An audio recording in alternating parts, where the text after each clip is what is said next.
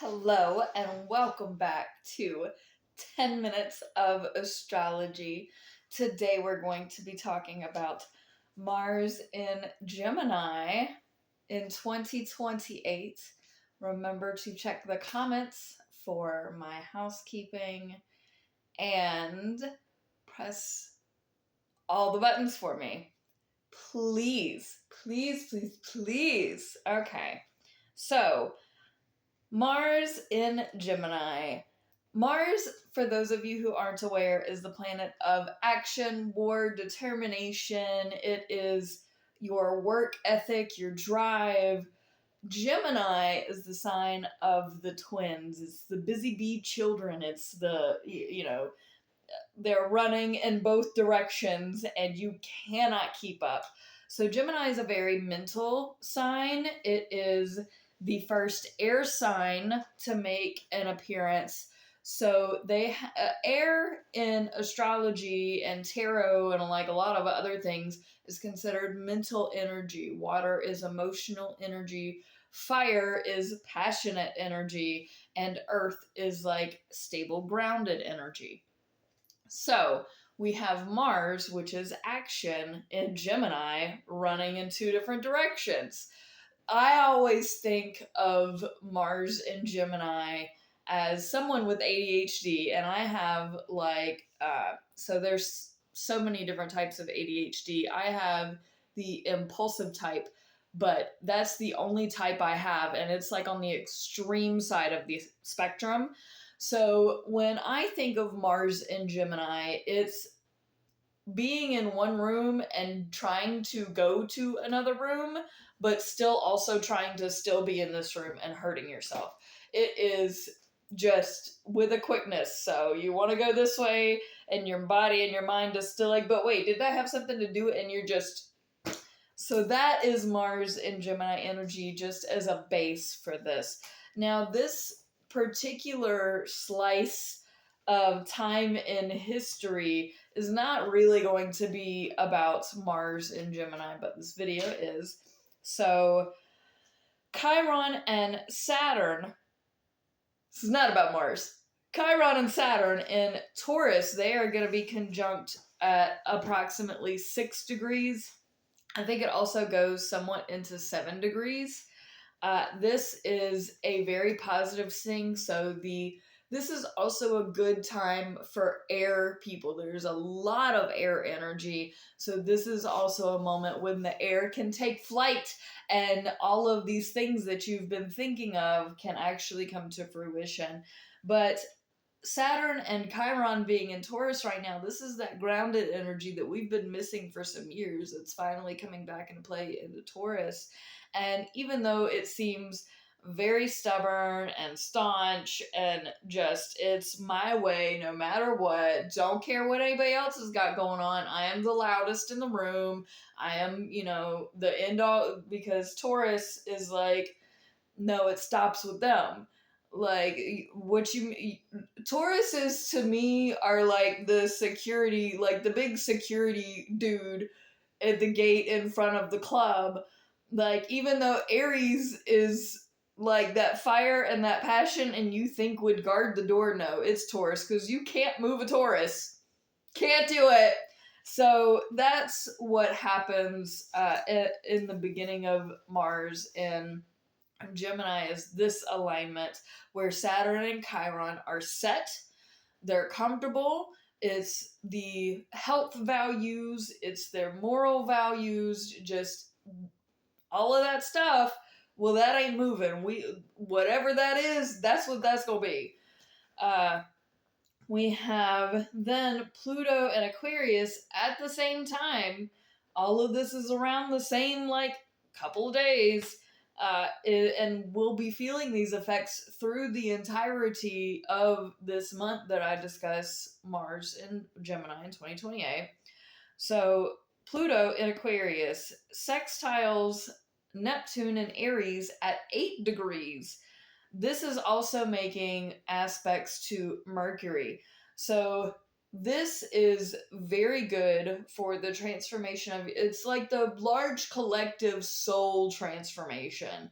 It is the broader world, how we're all coming together and how we're all praising together and praying together and being together in this new energy field of like love and oneness, but it's also active.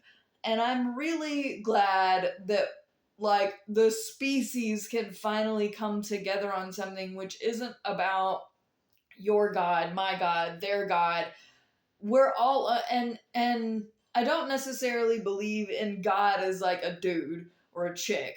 Like it's so much bigger than that, and I think all of us collectively are going to energetically be compelled for this oneness. Beautiful. The aspects to Mercury is small scale communications. Think groups of 3 to 5, your social circle of friends. This is like your immediate bubble surroundings in Gemini, which is its home placement. This is sextile and trining, so this is really good for like day-to-day communication about this broader scale thing. It's really nice. It's lovely. Then Mars conjuncts Mercury, trines Pluto, sextiles Neptune. I know all of that's gibberish to a lot of you, but these are all really positive things. So even though our actions can be in two separate places, at least it's fun. Gemini is a lot of fun and also very untrustworthy but I have trust issues personally, so that's me problem. But these are all very good, positive. Even though your actions are in two different places and your mind can be in a million different places, really your actions can be in a million different places. This may be, Gemini is always, they're speaking out of both sides of their mouth because they'll be saying one thing and saying another. And you cannot pin down what it is they actually mean because they don't even know. So even though our actions and our words can be this duality or 100,000 millionality, and we have like the Pluto and Aquarius, which is action and transformation for the collective and for society as a whole. Neptune for our spirituality because it's in Aries, so it's self, it's ego. But all of these are still very good things. And I am really happy that all of this alignment is coming together to make these beautiful moments. Then Saturn squares Pluto at 8 degrees. So we just gonna like throw the monkey wrench, God and the monkey wrenches. So Saturn in Taurus is the immovable time management. It is the immovable construction of just the home, basically. Square Pluto and Aquarius, the social transformation. So it could be that like right now in 2025 we have HOAs and we have like a lot of hoops that we have to jump through, at least in the United States, in order to build houses. You have to have permits, it's all the red tape stuff. So I see this as like more red tape stuff. It's like Pluto and Aquarius is like, can we build it?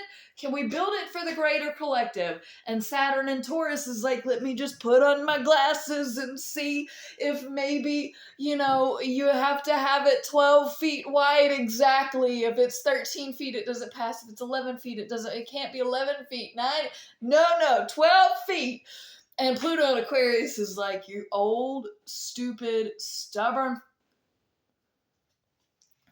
So this looks like red tape to me. We have Saturn semi-sextile Neptune in Aries.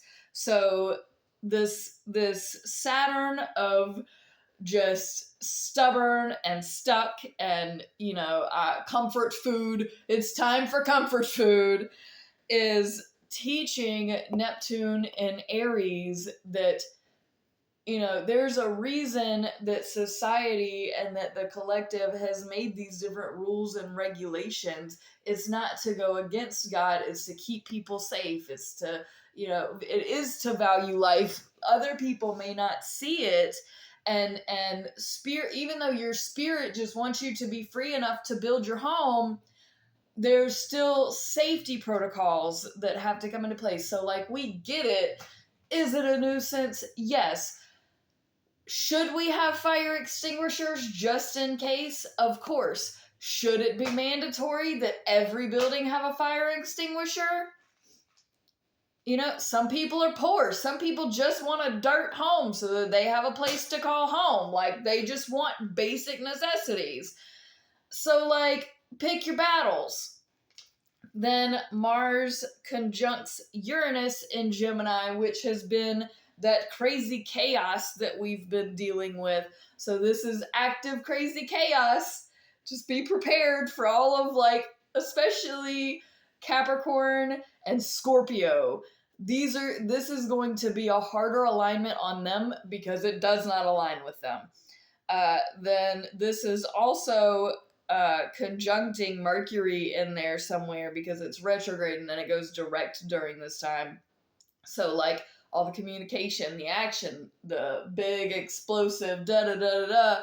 This is not controlled demolition. This is full on, we had a demolition, forgot today was demolition day, and put all of the explosives in random places that we forgot about, and we accidentally pressed the button because we thought it was the button on our phone to stop the alarm, and really it was the button to detonate all of these, and we forgot where we put them, and my bad.